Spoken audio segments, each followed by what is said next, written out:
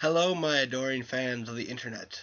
I don't know why I just felt like wearing a bandana to hide up the fact I have no facial hair. Because I really don't like not having facial hair. Anyways, so as in my last video, I talked about how pathetic I am and how much I'm into fan fiction. Well, a friend of mine is really big into writing MLP fan fiction. Not it's not too creepy or anything, it's just really kind of sad. um, It's called Lonesome Whistle by Vauclain's Understudy. My friend is an interesting person. He's really big into trains. Well, here I told him I would read.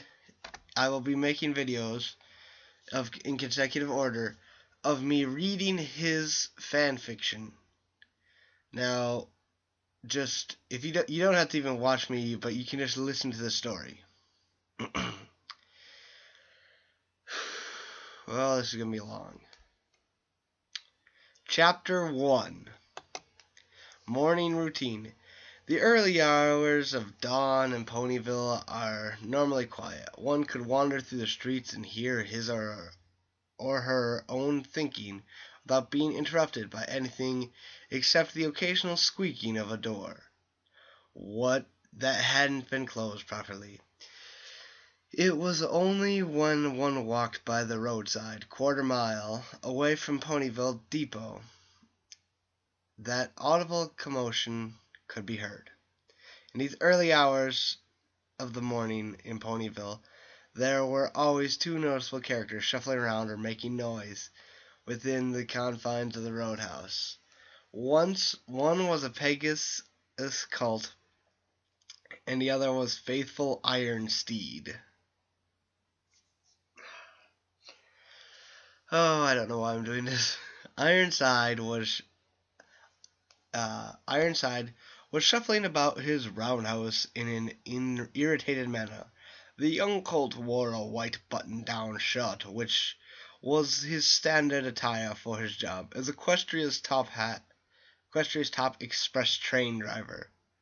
After all, he would say to himself, a prestigious job requires a formal appearance on the part of the staff. He brushed a few strands of his messy black hair out of his eyes as he searched high and low for his oil can.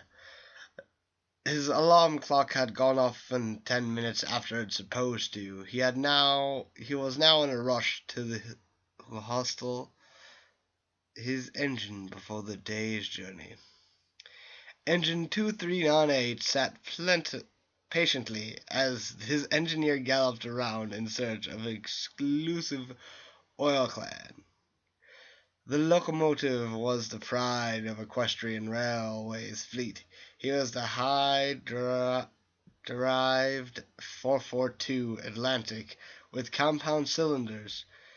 He was a special type of compound whose high-pressure cylinders were stacked on top of their larger low-pressure companions, with one pair on each side, their rods connected to the top and bottom of each crosshead, stroking back and forth in tandem. The rationale behind that was that 2398 was simpler to operate than the four-cylinder compound that had four drive rods, four sets of valve gear, and cranked axles. Because the cylinders were paired up, he only needed two drive rods to sets of valve gear, and two valves for that matter, and no cranked axles. Wow, this is just train porn. Stop. Pause for a moment. Sorry. Despite this, 2398 was a fussy engine mechanically speaking. Just like all compound locos, his running gear needed special care in order to run properly. That was why Ironside was fussing over where the can of cylinder oil had gone without it. 2398 would wear down his pistons and cause his compounding system to run amok. Any unbalance in the cylinder pair's steam flow could break either one of his crossheads with disastrous consequences.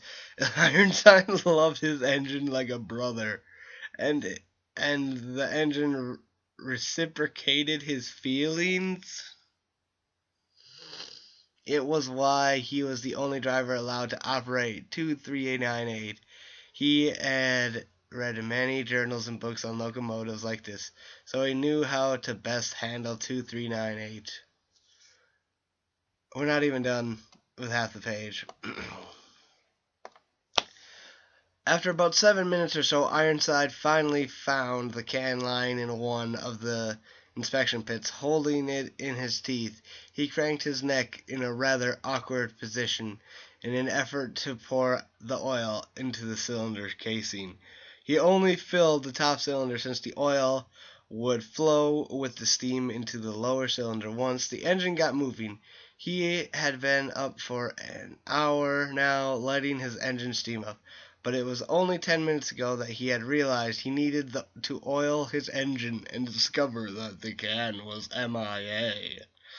In any case, he hauled himself into the cab and sat down in his chair, exhausted while he lovingly running the express. Arnstein still couldn't come to grips with the little rest he could afford. He heated the set pot in his cab over the firebox for his morning coffee.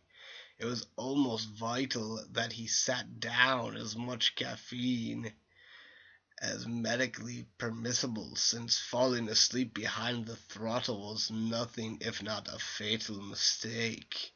Ironside knew this was not at all his sleep deprivation problem, but he really had no choice. His primary concern was always the speedy and safe travel of his passengers, and he was willing to sacrifice his physical health for the good of the people and the railway.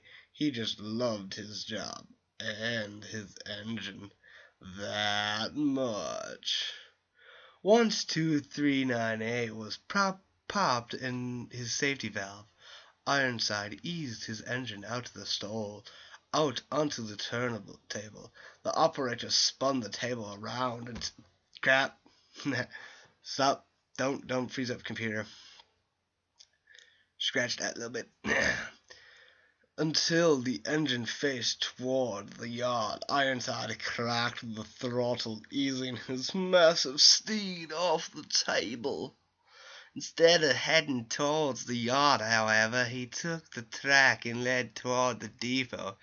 There, 2398 would wait while the yard got shunted and the express coaches into place. As the gate was assembled the morning express, Ironside chugged his coffee.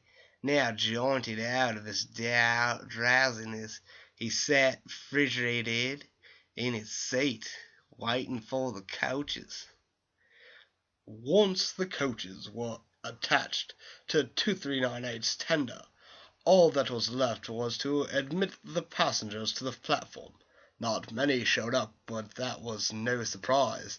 This was the first train of the day, and many ponies were fast asleep. It was 10:30 express, and that would be packed to the brim. Ironside welcomed the light load, however.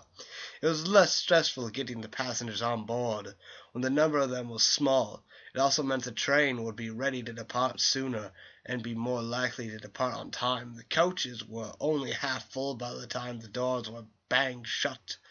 No other passengers were on the platform. The station clock struck 6, and the guard blew the whistle, which 2398 responded to with 2 blasts of his own. Ironside pushed the Johnson bar all the way forward, spun the brake lever into the full release position, and eased back the throttle.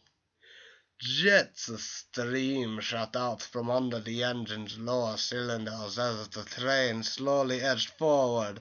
As the engine gathered speed, Ironside pulled back on the drain cock lever, shutting off the steam jets and activating his engine's compound system. The loud hisses were now replaced with the sound of rhythmic chafing and a local slender stack. Ironside swallowed whenever he heard that sound. He was in his element now, and life was good. About a half-mile away, however, someone's life had taken a serious turn for the worse, and as fate would have it, Ironside would become the poor little filly's light at the end of the tunnel. Oh my god. End chapter 1.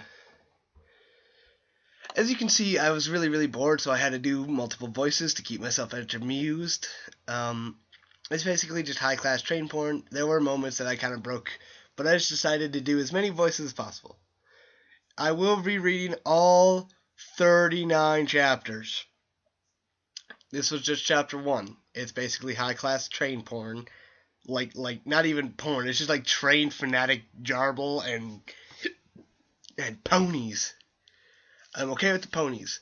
I know that there's a character written in here that is supposed to be me, and we'll get to that later. But it's funny. This is for a friend, so this is how much I love you, okay? But sometimes I cannot take you seriously. I can't take you seriously. That's me, like, saying I can't take you seriously. J-Road, out. I will leave the link to Lonesome Whistle if you're actually interested in it.